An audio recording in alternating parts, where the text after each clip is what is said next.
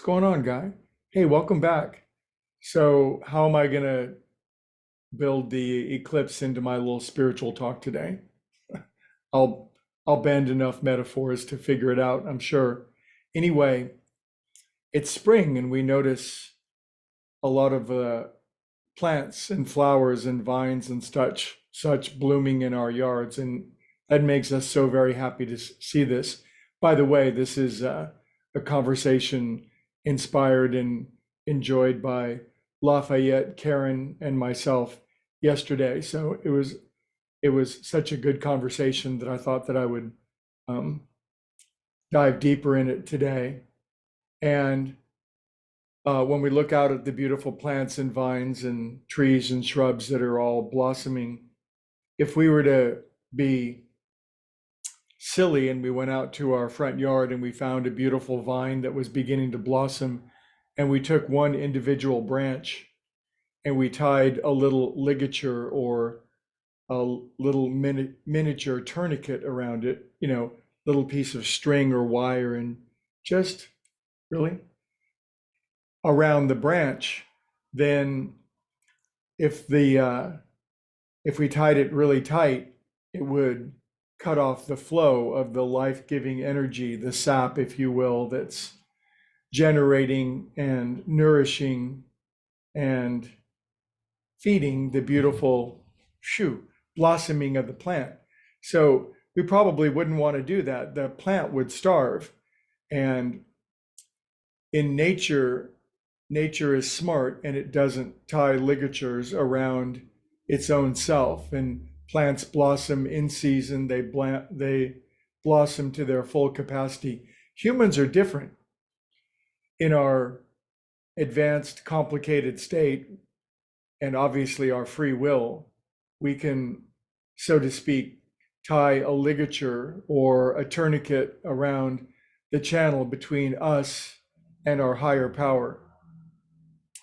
This is called the fall of man in theology. There's a disconnect, and everybody has it to some degree, because I don't know anybody that sees the full totality of being, but problems and suffering ensue when there's this ligature or tourniquet tied around the our source and our own self.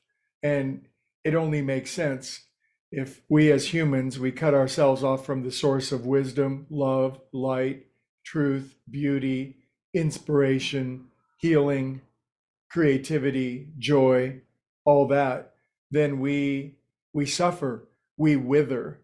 And human beings in general are a study in the degree to which that channel is kept open, the branch remains attached to the vine fully, or people are cut off. And some people can almost completely cut themselves off. They're withering and they're dying and they're not blossoming, they're not expressing the beauty of their true nature. So we begin to see the importance of untying any ligatures or tourniquets, any twists, kinks, or dents that are lodged in this channel between ourselves and our source. Now, from our position at the end of the branch, it's oftentimes impossible for us to untie this ligature or this tourniquet or to unkink it. We certainly can participate in it. We certainly can do everything that we can do in order to loosen any constriction between us and our source to keep that sap flowing, so to speak. But there are some ligatures, there are some kinks that only the branch manager can address. And this is where a sense of humility and the realization of where we stand in the scheme of things comes into place. So if we're feeling that occlusion, if we're feeling that blockage, if we're feeling that eclipse, if something's getting between us and the sun, so to speak, just to remember that it will be temporary is important. But also we can always call on the branch manager whenever we want, and we can ask to have whatever that is healed, transformed, removed from us. And as we do, each and every one of us will blossom more and more fully and act as an inspiration in the world, and instead of withering and dying. And it's a nice thought in springtime. So let's untie ligatures and ask for any tourniquets to be removed. Enjoy the eclipse today, even though it's 34% here. Wear your appropriate eyewear, and we'll see you all tomorrow.